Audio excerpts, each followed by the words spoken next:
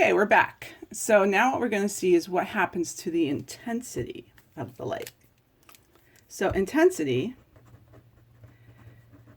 as we saw in a previous chapter, intensity is proportional to the magnitude of the electric field squared, right?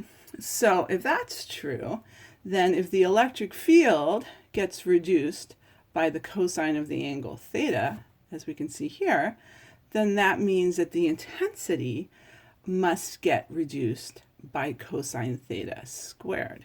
So if we say that the intensity of the light here is I, so we'll write I there, and the intensity after it goes through this polarizer is I prime afterwards, so it goes from I to I prime, then we can say that I prime is equal to I times cosine squared theta.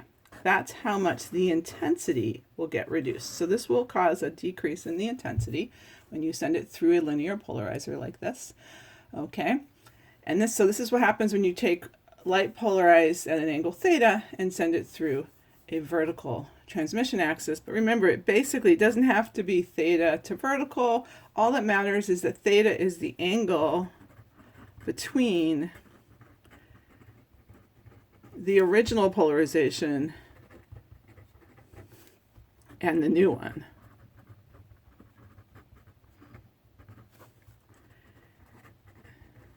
And basically the new direction. And you can't see that, but that's okay. I will post this later so you can see it. All right, so now this law has a name, and it's called Malice's law,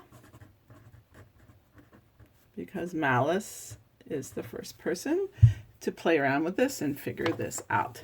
So now that's what happens when you take linear polarized light and put it through a polarizer. Now what happens if you take unpolarized light, like we just saw? What happens to the intensity? So let's go back and draw our unpolarized light. Here's our unpolarized light again. Light polarized in all different directions. So unpolarized. Okay, unpolarized. And we're going to send it into a polarizer. I'm going to try and write smaller so we can all see this. Okay, so now what happens is the polarizer only lets through the vertical components of all of those electric field vectors. So you end up with light that's vertically polarized like that. Okay, and because it only lets through the vertical components, it effectively only lets through half of the light. So if the intensity, so half of the intensity. So if we start with I0 here, the starting intensity, then the polarized light that you get after sending it through one polarizer, here, the intensity here is just I0 divided by 2. So you lose half your light when you go from unpolarized to polarized. Okay, and then when you send this light through a polarizer, Malice's law would apply. So be really careful when you're doing these problems to make sure you know whether the starting light is polarized, okay, linearly polarized like this, or it's unpolarized. Because if it's unpolarized, the first thing that happens is the intensity gets cut in half, and then you start applying Malice's law. Okay, and you can see some interesting impacts to this. Okay, for example, if we start now with our polarized light, like we say, we take this light here and we continue with our experiment. So we've got our polarized light like that, and we send it through a polarizer that now looks like this, where its polarization axis, the transmission axis, is horizontal. You can probably guess what's going to happen, right?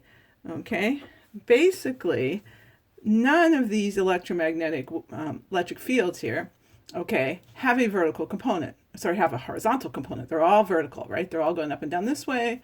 The axis is horizontal here. None of this can get through. Okay, so if this is intensity I, basically, effectively, you're going to get nothing. So I prime is going to be equal to 0, right? And you can see that basically by looking at Malice's law. What does Malice's law tell us? It tells us that I prime must be I cosine squared theta. And in this particular case, what's theta? Well, we can see it. This is where the light started out. This is where it ended up. Theta is 90 degrees.